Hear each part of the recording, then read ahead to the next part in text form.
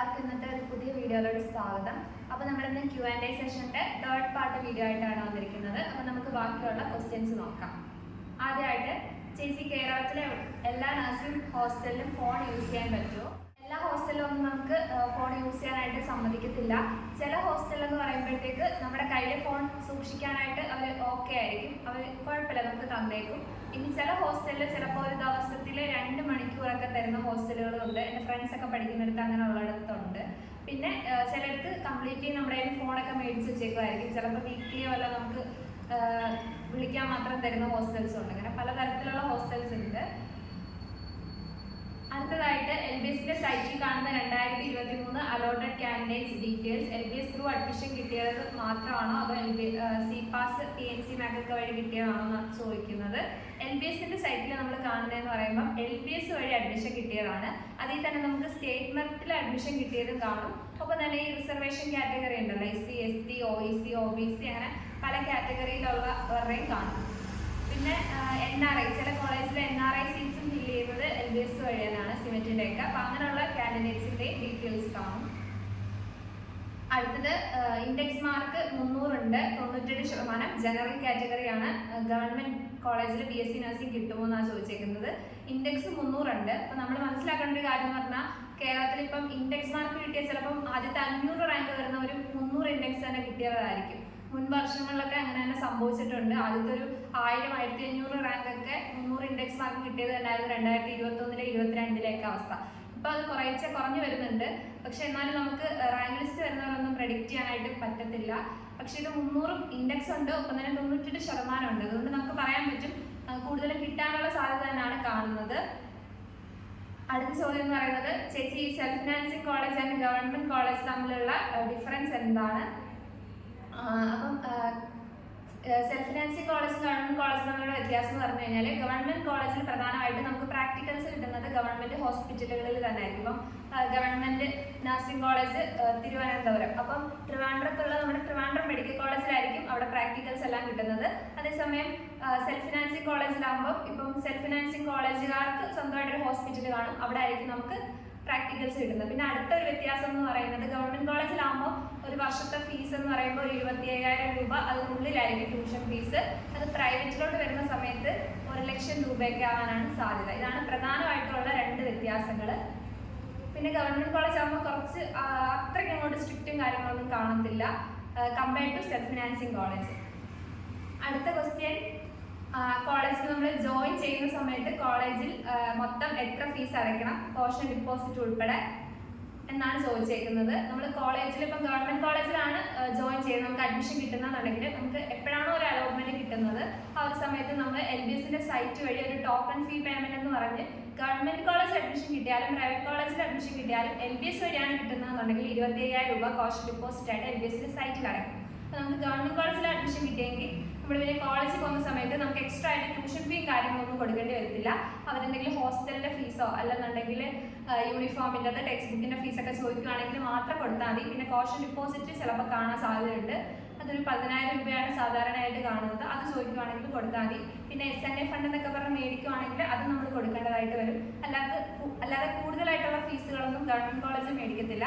പ്രൈവറ്റിലാകുമ്പോഴത്തേക്ക് നമുക്ക് ഒരു വർഷത്തെ ട്യൂഷൻ ഫീസ് എന്ന് പറയുന്നത് LBS വഴി മെറിറ്റ് സീറ്റിൽ കിട്ടിക്കഴിഞ്ഞാൽ നമ്മൾ കൊടുക്കേണ്ടതെന്ന് പറയുമ്പോൾ ഒരു 1,00,000 അടുപ്പിച്ച് വരും. ആ ഒരു ഫീസിൽ നിന്ന് 25,000 രൂപ കുറച്ചിട്ട് ബാക്കി ഫീസാണ് കോളേജുകാർക്ക് മേടിക്കാനുള്ള ഒരു റൈറ്റ് ഉള്ളത്. പക്ഷേ ചില കോളേജുകാർ അപ്പോൾ തന്നെ നമ്മുടെ കോഷൻ ഡിപ്പോസിറ്റും പിന്നെ യൂണിഫോമിൻ്റെ ഫീസ് ടെക്സ്റ്റ് ബുക്കിൻ്റെ ഫീസൊക്കെ മേടിക്കും. അങ്ങനെയാണെന്നുണ്ടെങ്കിൽ നമ്മൾ അതും കൊടുക്കേണ്ടതായിട്ടുണ്ട്. അതാണ് നമ്മൾ അടയ്ക്കേണ്ടതായിട്ട് വരുന്നത്. അടുത്ത സ്പോട്ട് അലോട്ട്മെൻറ്റ് എവിടെയാണെന്ന് നേരത്തെ അറിയാൻ പറ്റുമോ? സ്പോട്ട് അലോട്ട്മെൻറ്റിൻ്റെ കാര്യം എന്ന് പറയുമ്പോഴത്തേക്ക് സാധാരണയായിട്ട് സ്പോട്ട് അലോട്ട്മെൻറ്റ് ചിലപ്പം 5ാമതായിട്ട് നടത്തുന്ന സ്പോട്ട് അലോട്ട്മെൻറ്റ് SC ST കാറ്റഗറിക്ക് മാത്രമുള്ളതായിരിക്കും. അങ്ങനെയൊക്കെ സ്പോട്ട് അലോട്ട്മെൻറ്റ്സ് വരാറുണ്ട്. അപ്പോൾ ആ ഒരു വരുന്ന സമയത്ത് LBSന്റെ സൈറ്റിൽ ഓൾറെഡി ഒരു PDF ആയിട്ട് അവർ അപ്ലോഡ് ചെയ്യും. ഒരു PDF നമുക്ക് ഡൗൺലോഡ് ചെയ്യാനുള്ള ഒരു ഓപ്ഷൻ കൊടുക്കുന്നത്. ഡൗൺലോഡ് ചെയ്ത് നോക്കുമ്പോൾ അതാത് ജില്ലയിൽ ഏതാണ് LBS സെൻറ്റർ എന്നുള്ളത് ഡീറ്റെയിൽസ് സഹിതം അവരുടെ ഫോൺ നമ്പർ ഉൾപ്പെടെ നമുക്ക് തന്നിട്ടുണ്ടായിരിക്കും. ഇപ്പോൾ ഒരാഴ്ച മുന്നേയൊക്കെ തന്നെ അത് തരും. അപ്പോൾ നമ്മളവിടെ വിളിച്ച് ചോദിച്ചാൽ എങ്ങനെയാണ് വരുന്നതെന്ന് ചോദിച്ചിട്ട് അവിടെ എത്തിയാൽ മതി. സ്പോട്ട് അലോട്ട്മെന്റിനെ പറ്റിയിട്ടുള്ള ഒരു ഡീറ്റെയിൽഡ് വീഡിയോ ഞാൻ ഉടനെ ചെയ്യുന്നുണ്ട്. കുറേ പേർക്ക് എപ്പോഴാണ് സ്പോട്ട് അലോട്ട്മെന്റ് എങ്ങനെയൊക്കെയാണെന്നുള്ള കാര്യത്തിൽ നല്ല ഡൗട്ട് ഉണ്ടെന്ന് പറഞ്ഞിട്ടുണ്ടായിരുന്നു. അപ്പോൾ ഉടനെ ചെയ്യുന്നതായിരിക്കും. ചേച്ചി ഞാൻ +2 ആണ്, ഇപ്പോൾ എല്ലാ സബ്ജക്ട്സും നല്ല മാർക്ക് വേണം, അതോ ഫിസിക്സ് കെമിസ്ട്രി ബയോളജി മാത്രം മതിയോ എന്നാണ് ചോദിച്ചിരിക്കുന്നത്. അതിനെപ്പറ്റി ഞാൻ സെപ്പറേറ്റ് ഒരു വീഡിയോ ചെയ്യുന്നതായിരിക്കും. ഇപ്പോൾ +2, +1, +2 ഒക്കെ പഠിച്ചുകൊണ്ടിരിക്കുന്നവർക്ക് വേണ്ടിയിട്ട് ജസ്റ്റ് നമുക്ക് ചുരുക്കി പറയാനാണെങ്കിൽ മെയിനായിട്ട് നമുക്ക് ഏറ്റവും കൂടുതൽ മാർക്ക് വേണ്ടത് +2ന് ഫിസിക്സ് കെമിസ്ട്രി ബയോളജിയാണ്. പക്ഷെ അത് മാത്രമല്ല, റാങ്ക് ഡിറ്റർമിൻ ചെയ്യുന്ന ബാക്കി ഫാക്ടേഴ്സ് എന്ന് പറയുമ്പോഴത്തേക്ക് നമ്മുടെ ഇംഗ്ലീഷിൻ്റെ മാർക്കും ഒപ്പം തന്നെ നമ്മുടെ ടോട്ടൽ പെർസെൻറ്റേജ് +1, +2 അത് ഡീറ്റെയിൽഡ് ആയിട്ട് വീഡിയോ ചെയ്യാം. ഇൻഡെക്സ് മാർക്ക് 275 ഉണ്ട്. എന്നാൽ ഗവൺമെന്റ് കോളേജ് കഴിഞ്ഞാൽ എത്ര പ്രൈവറ്റ് ഹോസ്പിറ്റൽ വെക്കണം പറഞ്ഞു തരുമോ? അപ്പം 275 ആണ് ഇൻഡെക്സ് മാർക്ക്. ആദ്യം തന്നെ ഗവൺമെന്റ് കോളേജുകൾ വെക്കുക. റിസർവേഷൻ ഉണ്ടോ ഇല്ലെന്നൊന്നും പറഞ്ഞിട്ടില്ല. അപ്പം 275 ജനറലിന്റെ കേസിലാണെങ്കിൽ, ജനറൽ കാറ്റഗറി ആണെങ്കിൽ നമുക്ക് ഭയങ്കര പാടായിരിക്കും അഡ്മിഷൻ കിട്ടാൻ, പ്രൈവറ്റിൽ തന്നെ LBS വഴി. അതുകൊണ്ട് നമ്മൾ ഇന്ന കോളേജിൽ തന്നെ പഠിക്കണം എന്നുള്ളൊരു ലെവലിന് നോക്കി ഇരിക്കാതിരിക്കുന്നതാണ് നമുക്ക് ബെറ്റർ ഓപ്ഷൻ. നമുക്ക് എവിടെയെങ്കിലും നഴ്സിംഗ് പഠിക്കണം എന്നുള്ള കാര്യത്തിൽ അത്രയ്ക്ക് ആഗ്രഹമുണ്ട്, നിർബന്ധം ഉണ്ടെന്നുണ്ടെങ്കിൽ എല്ലാ കോളേജസും ഓപ്ഷൻ വെക്കുക. എന്നാൽ മാത്രമേ നമുക്ക് കിട്ടാനുള്ളൊരു സാധ്യത കാണുന്നുള്ളൂ. അടുത്തതായിട്ട് ചേച്ചി എനിക്ക് ഇൻഡെക്സ് മാർക്ക് 300 ഉണ്ട്, പക്ഷേ ഇംഗ്ലീഷിന് 155 ഉള്ളൂ ഔട്ട് ഓഫ് 200. അപ്പോൾ ഇംഗ്ലീഷിൻ്റെ മാർക്കിന് പ്രയോറിറ്റി കൂടുമ്പോൾ എനിക്ക് ഗവൺമെൻറ് കോളേജ് കിട്ടാൻ ചാൻസ് ഉണ്ടാവുമോ? ഇതാണ് നമ്മൾ മുന്നേ പറഞ്ഞത്. എന്താണ് ഇൻഡെക്സ് 300 ഉണ്ടെന്ന് പറഞ്ഞിട്ട് മാത്രം കാര്യമില്ല. എന്ന് പറയുമ്പോൾ റാങ്ക് ഡിറ്റർമിൻ ചെയ്യുന്ന സമയത്ത് നമ്മൾ പ്രധാനമായിട്ട് നോക്കുന്നത്, ഇപ്പോൾ 300 റാങ്ക് കിട്ടിയ ഒരു 100-150 പേരുണ്ടെങ്കിൽ അവർ തന്നെ നമുക്ക് 1, 2, 3 അങ്ങനെ ഓരോ റാങ്ക് ആക്കണം. ആ ഒരു സമയത്ത് നമ്മുടെ ഇംഗ്ലീഷിൻ്റെ മാർക്കും അപ്പോൾ തന്നെ +1, +2 ടോട്ടൽ പെർസെൻറ്റേജ് ആണ്. അപ്പോൾ അതിനും അത്രയും കൂടി തന്നെ നിന്നാലേ നമുക്ക് ആദ്യത്തെ റാങ്ക് വരാനായിട്ടുള്ള സാധ്യതയുള്ളൂ. ചേച്ചി സ്പോട്ട് അലോട്ട്മെന്റ് ഡൗട്ടായി, അതിനെപ്പറ്റി ഒരു ഡീറ്റെയിൽഡ് വീഡിയോ ചെയ്യാമെന്ന് ചോദിച്ചിട്ടുണ്ട്. ഉറപ്പായിട്ടും ചെയ്യുന്നതായിരിക്കും. അടുത്തത് ചേച്ചി എനിക്ക് 298.32 ആണ്, ടോട്ടൽ 97.5%. ജനറൽ EWS ആണ്. ഏതെങ്കിലും ഗവൺമെന്റ് കോളേജ് കിട്ടാൻ ചാൻസ് ഉണ്ടോ? സിമെന്റ് വെക്കുന്നുണ്ട്, പ്രൈവറ്റ് കോളേജ് വെക്കണോ? അപ്പോൾ ഇതിനകത്ത് ഇൻഡെക്സ് പറഞ്ഞിരിക്കുന്നത് 298 ആണ്. EWS റിസർവേഷൻ ഉണ്ട്, കിട്ടാനുള്ള ചെറിയ സാധ്യതകളൊക്കെ ഉണ്ട്. എന്നിരുന്നാൽ പോലും നമുക്ക് റിസ്ക് എടുക്കാതിരിക്കുന്നതാണ് ബെറ്റർ. എന്താ വെച്ചാൽ ഈ 300 ഇൻഡെക്സ് മാർക്ക് കിട്ടിയാൽ തന്നെ ഒരുപാട് EWS കുട്ടികൾ കാണും. അപ്പം നമുക്ക് കോമ്പറ്റീഷൻ വരാനുള്ള സാധ്യതയുണ്ട്. അതുകൊണ്ട് തന്നെ സിമെന്റ് വെക്കുക. അതിനോടൊപ്പം തന്നെ ഗവൺമെന്റ് കോളേജ് അല്ലാതെ തന്നെ പ്രൈവറ്റ് കോളേജ് കൂടെ വെക്കാനായിട്ട് ശ്രമിക്കുന്നത് നല്ലതായിരിക്കും. എന്താ വെച്ചാൽ നമുക്ക് കിട്ടാതെ പോകുന്നൊരു സിറ്റുവേഷൻ വരരുത്. എത്രത്തോളം കോമ്പറ്റീഷൻ ഉണ്ടെന്നുള്ള കാര്യം നമുക്കറിയില്ല. അതുകൊണ്ടാണ്. അടുത്ത LBS വഴി നഴ്സിംഗ് അഡ്മിഷൻ കിട്ടിയാൽ എബ്രോഡ് പോകാൻ പറ്റുമോ? INC അപ്രൂവ്ഡ് ആണോ? അപ്പം ഇതിൽ ചോദിച്ചിരിക്കുന്നത് പറയുമ്പോൾ നമുക്ക് LBS വഴി ആദ്യം അഡ്മിഷൻ കിട്ടും. അഡ്മിഷൻ കിട്ടുന്നത് മാത്രമേ നമുക്ക് LBSുമായിട്ട് ബന്ധമുള്ളൂ. അത് കഴിഞ്ഞാൽ നമ്മൾ കേരള ഹെൽത്ത് യൂണിവേഴ്സിറ്റിയുടെ ഗുഹാസിൻ്റെ അണ്ടറിലാണ് നമ്മൾ പഠിക്കുന്നത്. പഠിച്ചു കഴിഞ്ഞിട്ട് BSc നഴ്സിംഗ് കോഴ്സ് നമ്മൾ കംപ്ലീറ്റ് ചെയ്ത് കഴിഞ്ഞിട്ട് നമ്മൾ എന്ത് ചെയ്യണം? എബ്രോഡ് പോകാനുള്ള ബാക്കി കാര്യങ്ങളൊക്കെ ചെയ്യണം. അതിന് LBSുമായിട്ട് ബന്ധവും കാര്യങ്ങളോ ഒന്നും ഇല്ല. അപ്പോൾ നമ്മൾ പഠിക്കുന്ന കോളേജ് എന്ന് പറയുമ്പോൾ അപ്രൂവ്ഡ് ആയിട്ടുള്ള കോളേജ്, INC അപ്രൂവ്ഡ് ആയിട്ടുള്ള കോളേജിൽ പഠിക്കാനായിട്ട് ശ്രദ്ധിക്കണം. അടുത്തതെന്ന് പറയുന്നത് ചേച്ചി റിപ്പീറ്റ് ചെയ്തെന്ന് പറഞ്ഞല്ലോ. അപ്പോൾ എയിംസിൽ BSc നഴ്സിംഗ് ട്രൈ ചെയ്തില്ലേ? അപ്പം ഞാനാണെങ്കിൽ എയിംസ് BSc നഴ്സിംഗിന് അപ്ലൈ ചെയ്തായിരുന്നു. പക്ഷെ ഞാൻ പോയിട്ടല്ല അപ്ലൈ ചെയ്തത്, വീട്ടിൽ നിന്ന് പോയിട്ടാണ് അപ്ലൈ ചെയ്തത്. അപ്പോൾ അപ്ലൈ ചെയ്ത സമയത്ത് ചെറിയൊരു മിസ്റ്റേക്ക് പറ്റിയിട്ടുണ്ടായിരുന്നു. നമുക്ക് കാസ്റ്റ് വെച്ചതൊന്ന് തിരിഞ്ഞു പോയി. അപ്പോൾ പിന്നെ ഞാൻ കൂടുതൽ അതിനെപ്പറ്റി നോക്കാനായിട്ട് പോയിട്ടില്ല. എക്സാം എഴുതിയിട്ടും വലിയ പ്രയോജനമില്ല. എന്തെങ്കിലും കിട്ടിയാൽ പോലും നമുക്ക് ആ ഒരു റിസർവേഷൻ വെച്ചിട്ടായിരിക്കും അലോട്ട്മെന്റ് എല്ലാം വരുന്നത്. അപ്പം ഞാൻ തെറ്റായ ഡീറ്റെയിൽസ് കൊടുത്തു എന്ന് പറഞ്ഞ് അത് ബുദ്ധിമുട്ടാവാൻ സാധ്യതയുണ്ട്. അതുകൊണ്ട് ഞാൻ പിന്നെ അതിൻ്റെ പുറകെ പോകാനായിട്ട് പോയില്ല. എക്സാം ഞാൻ എഴുതിയിട്ടില്ല. പൈസ കൊടുത്ത് പക്ഷെ ഞാൻ അപ്ലൈ ചെയ്തായിരുന്നു. പക്ഷെ ജനറൽ കാറ്റഗറി അല്ല വെച്ചത്, വേറൊരു കാറ്റഗറിയാണ് വെച്ചപ്പം തെറ്റിപ്പോയിട്ടുണ്ടായിരുന്നു. സ്പോട്ട് അഡ്മിഷൻ ഉണ്ടാകുമ്പോൾ ഇൻഡെക്സ് മാർക്കിന്റെ ബേസിലാണോ റാങ്ക് ഇടുക? അപ്പം അത് കുറേ പേർക്ക് വന്നിരിക്കുന്നൊരു ഡൗട്ടാണ്. നമ്മൾ സ്പോട്ടിന് ചെല്ലുന്ന സമയത്ത് നമ്മൾ സ്പോട്ട് അലോട്ട്മെന്റ് ചെല്ലുമ്പോൾ അവിടെ നമ്മൾ നമ്മുടെ റാങ്കും നമ്മുടെ ഇൻഡെക്സ് മാർക്കും എല്ലാം ഫില്ല് ചെയ്ത് കൊടുക്കുന്നത്. അപ്പം ചിലപ്പോൾ നമുക്ക് ടോട്ടൽ നമ്മുടെ റാങ്ക് ലിസ്റ്റിൽ ചിലപ്പോൾ 2000 ആയിരിക്കും നമ്മുടെ റാങ്ക്. പക്ഷേ ഈ 2000-നുള്ളിൽ തന്നെ ചിലപ്പോൾ 50 പേരെ സ്പോട്ടിൽ പങ്കെടുക്കാനായിട്ട് കേരളം മൊത്തത്തിൽ ചെന്നിട്ടുണ്ടാകും. അപ്പം നമ്മുടെ റാങ്ക് മുന്നോട്ട് വരുന്നതാണ്, അല്ലാതെ മാറ്റമൊന്നുമില്ല. നമുക്ക് എല്ലാ കുട്ടികളിലും ആ ഒരു ഇൻഡെക്സിന്റെ അടിസ്ഥാനത്തിൽ എങ്ങനെയാണോ ശരിക്കുള്ള ആ 2000 റാങ്ക് വന്നത് അത് തന്നെ ചെറുതിലോട്ട് താഴോട്ട് പോയി ഉള്ള കുട്ടികളിൽ തന്നെ ആ ഒരു ലെവലിലാണ് റാങ്ക് വരുന്നത്. അടുത്തത് സിമെന്റിൽ റിസർവേഷൻ ഉള്ളവർക്ക് എത്രയാണ് ഫീസ്? നമുക്ക് സിമെന്റിലായാലും പ്രൈവറ്റ് കോളേജിലാണെങ്കിലും എല്ലാം SC, ST, OEC, ഫിഷർമാൻ കാറ്റഗറിയിലെല്ലാം വരുന്നവർക്ക് 1000 രൂപ മാത്രമേ വർഷം ഫീസ് ഉള്ളൂ.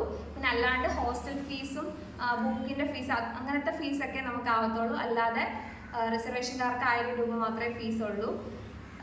ചേച്ചി സി പാസിനെ കുറിച്ച് പറഞ്ഞു തരുമോ എന്ന് ചോദിച്ചിട്ടുണ്ട്. സി പാസിലെന്ന് പറയുമ്പോഴത്തേക്ക് പകുതി അഡ്മിഷൻ എന്ന് പറഞ്ഞത്. CPASന്റെ അണ്ടറിൽ 10 കോളേജ് ഉണ്ട്. 10 കോളേജിൽ പകുതി സീറ്റ് അഡ്മിഷൻ എന്ന് പറയുമ്പോൾ ഒരു കോളേജിൽ 50 സീറ്റ് ഉണ്ടെങ്കിൽ അതിൽ 25 സീറ്റിന്റെ അഡ്മിഷൻ നമുക്ക് കിട്ടുന്നത് LBS വഴിയും, ബാക്കിയുള്ള 25 സീറ്റ് നമ്മൾ CPASന്റെ ഓൺലൈൻ സൈറ്റ് വഴി അപ്ലൈ ചെയ്യണം. എന്നിട്ട് അവർക്ക് എന്തോ പോസ്റ്റ് ഒക്കെ അയച്ചു കൊടുക്കണം. അങ്ങനെയാണ് അവിടുത്തെ അഡ്മിഷൻസ് ഫില്ല് ചെയ്യുന്നത്. പിന്നെ മോളെ ഗവൺമെന്റ് കോളേജസിലെ ഹോസ്റ്റൽ ഫെസിലിറ്റീസ് ആൻഡ് ടീച്ചിങ്സ് ഒക്കെ എങ്ങനെയാണ്? പുതിയതായിട്ട് നമുക്ക് ഒരു 5 മെഡിക്കൽ കോളേജും കൂടെ വന്നിട്ടാണ് ടോട്ടൽ ഇപ്പോൾ 14 മെഡിക്കൽ കോളേജുള്ളത്. പുതിയതായിട്ട് വന്ന 5 കോളേജിലെ ഹോസ്റ്റൽ ഫെസിലിറ്റീസിനെ പറ്റി കൂടുതലായിട്ട് അറിയത്തില്ല. പഴയുള്ള കോളേജുകളിലെല്ലാം ഹോസ്റ്റൽ ഫെസിലിറ്റീസ് ഉണ്ട്. 5000 രൂപയ്ക്ക് ഉള്ളിലൊക്കെയാണ് ഹോസ്റ്റൽ ഫീസ് വരുന്നത്. ചേച്ചി നഴ്സിംഗിന് സീറ്റ് കിട്ടാൻ LBS അല്ലാണ്ട് ഏതൊക്കെ സൈറ്റിൽ അപ്ലൈ ചെയ്യണം? അതിനെപ്പറ്റി കൂടുതലായിട്ട് അറിയത്തില്ല. LBS വഴിയല്ല നമ്മുടെ മാനേജ്മെന്റ് സീറ്റ് ഒന്നും ഫില്ല് ചെയ്യുന്നത്. അതിനെപ്പറ്റി കൂടുതൽ അറിയില്ല. ചേച്ചി NS പോയി ഫീസ് ഒക്കെ അടച്ചില്ലേ, അതൊക്കെ റീഫണ്ട് ആയോ? NS നിന്ന് NOC വാങ്ങിയിട്ടാണോ സിമെറ്റിന് വേണ്ടിയുള്ള അലോട്ട്മെന്റിൽ പങ്കെടുത്തത്? അതെ, എനിക്ക് NS നിന്ന് സിമെറ്റിൽ അഡ്മിഷൻ കിട്ടിയ സമയത്ത് എല്ലാ ഫീസും ഞാൻ അടച്ച എല്ലാ ഫീസും എനിക്ക് അവർ റീഫണ്ട് ചെയ്ത് എൻ്റെ അക്കൗണ്ടിലോട്ട് തന്നിട്ടുണ്ടായിരുന്നു. പിന്നെ അവർ NOC എനിക്ക് ഓൺലൈനായിട്ട് തന്നെ അപ്രൂവ് ചെയ്ത് തന്നു. അതുകൊണ്ടാണ് എനിക്ക് അടുത്ത 4th അലോട്ട്മെന്റിൽ എനിക്ക് പങ്കെടുക്കാനായിട്ട് പറ്റിയത്. ചേച്ചി നമുക്ക് ഈ ഫസ്റ്റ് ഒരു കോളേജ് കിട്ടി, ടോക്കൺ ഫീ അടച്ചു. സെക്കൻഡ് കിട്ടിയത് നമുക്ക് വേണ്ട എങ്കിൽ ടോക്കൺ ഫീ നമ്മൾ എന്ത് ചെയ്യണം? അടയ്ക്കണോ അത് റിജക്റ്റ് ചെയ്യണോ? അപ്പം നമുക്കിപ്പോൾ ഒരു കോളേജിൽ ഫസ്റ്റ് കിട്ടി, ഞാനപ്പം എന്ത് ചെയ്തു? ടോക്കൺ ഫീ അടച്ചിട്ടു. എന്നാൽ മാത്രമേ എനിക്ക് തുടർന്നുള്ള അലോട്ട്മെന്റിൽ പങ്കെടുക്കാനായിട്ട് പറ്റത്തുള്ളൂ. അപ്പം എനിക്ക് സെക്കൻഡിൽ കിട്ടി. അപ്പം നമ്മൾ ടോക്കൺ ഫീ അടച്ചിട്ടുള്ളതുകൊണ്ട് കുഴപ്പമില്ല. ഇപ്പം നമുക്ക് ഇനി ആ കിട്ടിയ കോളേജ് വേണ്ടാന്നുണ്ടെങ്കിൽ നമുക്ക് എന്ത് ചെയ്യാം? ആ ടോക്കൺ ഫീ നമുക്ക് 25,000 നഷ്ടപ്പെടുത്തൊന്നുമില്ല. ഈ അലോട്ട്മെന്റ് പ്രോസസ്സ് ഒക്കെ കഴിയാറാകുമ്പോഴത്തേക്ക് എന്ന് പറയുമ്പോൾ ഏകദേശം മൊത്തത്തിലൊരു 10-14 അതിൻ്റെ ഇടയിൽ നിൽക്കുന്ന ഒരു അലോട്ട്മെന്റ് ഒക്കെ കാണാനാണ് സാധ്യത. കഴിഞ്ഞ വർഷമൊക്കെ അങ്ങനെ ആയിരുന്നു. അപ്പോൾ ഇതിൻ്റെ ഇടയിൽ അവർ പറയും, നിങ്ങൾക്ക് ടോക്കൺ ഫീ അടച്ചവരുണ്ടെങ്കിൽ അഡ്മിഷൻ എടുക്കാത്തവരുണ്ടെന്നുണ്ടെങ്കിൽ അവർക്ക് റീഫണ്ടിനുള്ള ഓപ്ഷൻസ് വന്നിട്ടുണ്ട്. അപ്പോൾ നമ്മൾ എന്തോ ഫോം ഒക്കെ ഫില്ല് ചെയ്ത് കൊടുക്കണം. അപ്പോൾ നമുക്ക് 25,000 രൂപ അടച്ചത് അവർ റീഫണ്ട് ചെയ്ത് തരും. നമുക്ക് നഷ്ടപ്പെടുത്തൊന്നുമില്ല. നമ്മുടെ കോളേജ് എടുത്തിട്ടില്ല എന്നുണ്ടെങ്കിൽ മാത്രം. ചേച്ചി എഡ്യൂക്കേഷൻ ലോൺ എടുത്തിട്ടാണോ പഠിക്കുന്നത്? അതിനെപ്പറ്റിയാണ് ചോദിച്ചിരിക്കുന്നത്. എഡ്യൂക്കേഷൻ ലോൺ എടുക്കുന്നതെന്ന് പറയുമ്പോൾ നമുക്ക് കോളേജിലൊക്കെ ജോയിൻ ചെയ്തിട്ട് ഒരു 2 month ഒക്കെ കഴിയുമ്പോഴത്തേക്ക് എഡ്യൂക്കേഷൻ ലോണിൻ്റെ കാര്യങ്ങളൊക്കെ നമുക്ക് കോളേജിൽ പറഞ്ഞ് എല്ലാം ചെയ്യാനായിട്ട് പറ്റത്തുള്ളൂ. അത് കഴിഞ്ഞിട്ട് പിന്നെ നമ്മൾ ബാങ്കിലെല്ലാം ചോദിച്ചെല്ലാം അപ്രൂവ് ആയിട്ടൊക്കെ വരാൻ ഒരു വർഷമൊക്കെ എടുക്കും. ഞാൻ എടുത്തിട്ടല്ല പഠിക്കുന്നത്. സ്പോട്ട് അലോട്ട്മെന്റ് എന്നാൽ എന്താണ്? അതിനെപ്പറ്റി ഡീറ്റെയിൽഡ് വീഡിയോ ഒരെണ്ണം ചെയ്തിട്ടുണ്ട്. അതിന് മനസ്സിലായില്ലെന്നുണ്ടെങ്കിൽ ഒരെണ്ണം കൂടെ ചെയ്യാനായിട്ട് ഉദ്ദേശിക്കുന്നുണ്ട് ഡീറ്റെയിൽഡ് ആയിട്ട്. എനിക്ക് ഇൻഡെക്സ് 295 ഉണ്ട്. ഞാൻ ഏത് ഓർഡറിലാണ് കോളേജ് വെക്കേണ്ടത്? ആദ്യം ഗവൺമെന്റ് കോളേജ് മൊത്തം വെച്ചിട്ട് ഇഷ്ടമുള്ള പ്രൈവറ്റ് വെച്ചാൽ മതിയോ? അങ്ങനെ വെച്ചാൽ എനിക്ക് പ്രൈവറ്റ് കിട്ടാൻ ലേറ്റ് ആവുമോ? അങ്ങനെയൊന്നുമില്ല. നമ്മൾ ആദ്യം ഗവൺമെന്റ് വെക്കണം, പിന്നെ പ്രൈവറ്റ് വെക്കുന്നതായിരിക്കും ബെറ്റർ ഓപ്ഷൻ. അപ്പോൾ മുകളിൽ നിന്നാണ് നോക്കി തുടങ്ങുന്നത്. നമുക്ക് ഇത്രയും ഗവൺമെന്റ് കോളേജ് കിട്ടാൻ സാധ്യതയില്ലെങ്കിൽ മാത്രമേ നമുക്ക് താഴോട്ടുള്ള ഓപ്ഷൻ വരുമ്പോൾ പ്രൈവറ്റ് നോക്കി തുടങ്ങത്തുള്ളൂ. കിട്ടാതിരിക്കാനൊന്നുമില്ല. ഗവൺമെന്റ് വെച്ചെന്ന് പറഞ്ഞാൽ നമുക്ക് പ്രൈവറ്റിൽ അഡ്മിഷൻ കിട്ടാതിരിക്കുകയോ നഷ്ടപ്പെടുകയോ ലേറ്റ് ആവുകയോ അങ്ങനെയൊന്നും ചെയ്യത്തില്ല. ഫസ്റ്റ് അലോട്ട്മെന്റിൽ ഒരു കോളേജ് കിട്ടി, നെക്സ്റ്റ് അലോട്ട്മെന്റ് വേറെ കോളേജ് കിട്ടി, 3rd അലോട്ട്മെന്റിൽ വേറൊരു കോളേജ് കിട്ടിയാണെങ്കിൽ നമുക്ക് ഇഷ്ടപ്പെട്ട കോളേജിൽ ജോയിൻ ചെയ്താൽ മതിയോ എന്നാണ് ചോദിക്കുന്നത്. ഒരിക്കലും അങ്ങനല്ല. നമുക്ക് ആദ്യത്തെ അലോട്ട്മെന്റിൽ കിട്ടിയ കോളേജിൽ അല്ല ജോയിൻ ചെയ്യേണ്ടത്. ഏറ്റവും അവസാനം 3rd അലോട്ട്മെന്റിൽ ഏത് കോളേജാണോ ജോയിൻ കിട്ടിയിരിക്കുന്നത്, ഓപ്ഷൻ വന്ന് നമുക്ക് അലോട്ട് ചെയ്ത് കിട്ടിയിരിക്കുന്നത്, ആ കോളേജിൽ പോയിട്ടാണ് നമ്മൾ അഡ്മിഷൻ എടുക്കേണ്ടത്. അതുകൊണ്ടാണ് നമ്മൾ പറയുന്നത് ഏറ്റവും മുകളിൽ ഇഷ്ടമുള്ള ഓർഡറിൽ വെക്കണമെന്ന്. നമ്മൾ ഏറ്റവും ഇഷ്ടമുള്ള ഓർഡറിലാണ് നമ്മൾ മുകളിൽ നിന്ന് വെക്കുന്നത്. കാരണം എന്താണെന്ന് പറഞ്ഞാൽ നമുക്ക് ഫസ്റ്റ് അലോട്ട്മെന്റിൽ കിട്ടിയ കോളേജ് തന്നെ ആയിരിക്കും ചിലപ്പോൾ നമുക്ക് സെക്കൻഡിലോ 3rd കിട്ടുന്നത്. അതല്ലെന്നുണ്ടെങ്കിൽ നമുക്കൊരിക്കലും താഴോട്ടുള്ള കോളേജുകൾ പിന്നെ കിട്ടത്തില്ല. മുകളിലോട്ടുള്ള കോളേജുകൾ മാത്രമേ സെക്കൻഡിലോ 3rd മാറി വരാൻ സാധ്യതയുള്ളൂ. അപ്പം നമ്മൾ ഇഷ്ടമുള്ളതല്ലേ മുകളിലോട്ട് വെച്ചേക്കുന്നത്. അപ്പം അതുകൊണ്ടാണ് അങ്ങനെ പറയുന്നത്. +2 കഴിഞ്ഞ് 3 ഇയർ ആയി. എനിക്ക് ഇൻഡെക്സ് 296 ഉണ്ട്. ഇത്ര ഇയർ ഗ്യാപ്പ് ഉണ്ടായതുകൊണ്ട് തന്നെ LBS വഴി എവിടെയെങ്കിലും അഡ്മിഷൻ കിട്ടാൻ ചാൻസ് ഉണ്ടോ? കിട്ടാൻ സാധ്യത ഉണ്ട്. എന്താണെന്ന് വെച്ച് കഴിഞ്ഞാൽ 296 ഉണ്ട് ഇൻഡെക്സ്. LBS വഴി എന്തായാലും ഗവൺമെന്റ് അല്ലെങ്കിൽ പ്രൈവറ്റ് കോളേജിൽ കിട്ടും. പിന്നെ ഇയർ ഗ്യാപ്പിനെ പറ്റി പറയാനാണെങ്കിൽ നമ്മൾ പറഞ്ഞല്ലോ, ആദ്യത്തെ 3 ക്രൈറ്റീരിയാസ് ആണ് മെയിനായിട്ട് നോക്കുന്നത്. ഇൻഡെക്സും +2 മാർക്കും ഇംഗ്ലീഷും ഒക്കെ. അത് കഴിഞ്ഞിട്ടാണ് പിന്നെ ഇയറിൻ്റെ എന്തെങ്കിലും വ്യത്യാസങ്ങൾ വരുന്നുണ്ടെങ്കിലുള്ളൂ. അല്ലാതെ പ്രത്യേകിച്ച് കിട്ടാൻ സാധ്യത കുറവൊന്നും ഇല്ല. ചേച്ചിയുടെ ഇൻഡെക്സ് മാർക്ക് പറഞ്ഞു തരാമെന്ന് ചോദിച്ചിട്ടുണ്ട്. എൻ്റെ ഇൻഡെക്സ് 292.5 ആയിരുന്നു. ചേച്ചി 270 ഇൻഡെക്സ് മാർക്ക്. ജനറൽ കാറ്റഗറി ആണ്. സെൽഫ് ഫിനാൻസ് കോളേജിൽ കിട്ടാൻ സാധ്യതയുണ്ടോ? സ്പോട്ട് അഡ്മിഷനിലെങ്കിലും കിട്ടുമോ? സ്പോട്ട് അഡ്മിഷനിൽ എന്തായാലും കിട്ടുമായിരിക്കും. നമുക്ക് ഉറപ്പ് ഇപ്പം പറയാൻ പറ്റത്തില്ല. കഴിഞ്ഞ സ്പോട്ട് അലോട്ട്മെന്റിൽ 272 ആ ഒരു റേഞ്ചിലൊക്കെ കിട്ടിയിട്ടുണ്ട്. കൂടുതലായിട്ട് അതിനെപ്പറ്റി അറിയത്തില്ല. ചേച്ചി ഡിഗ്രി അലോട്ട്മെന്റ് വന്നിട്ടല്ലേ LBS വരിക. അപ്പോൾ ഡിഗ്രി അലോട്ട്മെന്റ് കൊടുത്തിട്ട് കിട്ടിയാൽ ടെമ്പററി ആയി LBS വഴിയുള്ള BSc നഴ്സിംഗിന്റെ അഡ്മിഷൻ നല്ല ലേറ്റ് ആകാറാണ് സാധാരണ ഉള്ള പതിവ്.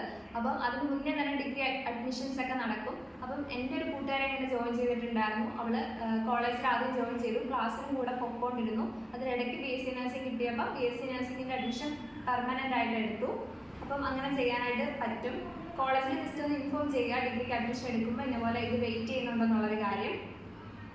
സ്കോളർഷിപ്പ് വല്ലതും ഉണ്ടോ അതിനെപ്പറ്റി ഒരു ഡീറ്റെയിൽഡ് ആയിട്ടുള്ള വീഡിയോ ഒരു 1 മന്തിനുള്ളിൽ ഒരു കോളേജിൽ കിട്ടിയാൽ അവിടുന്ന് അഡ്മിഷൻ എടുത്താൽ അടുത്ത കോളേജിൽ അഡ്മിഷൻ എടുക്കണമെന്നാണ് ചോദിച്ചിരിക്കുന്നത്. ഇപ്പോൾ 3rd അലോട്ട്മെന്റിൽ നമുക്കൊരു കോളേജിൽ കിട്ടി, അവിടെ നമ്മൾ പോയി ജോയിൻ ചെയ്തു.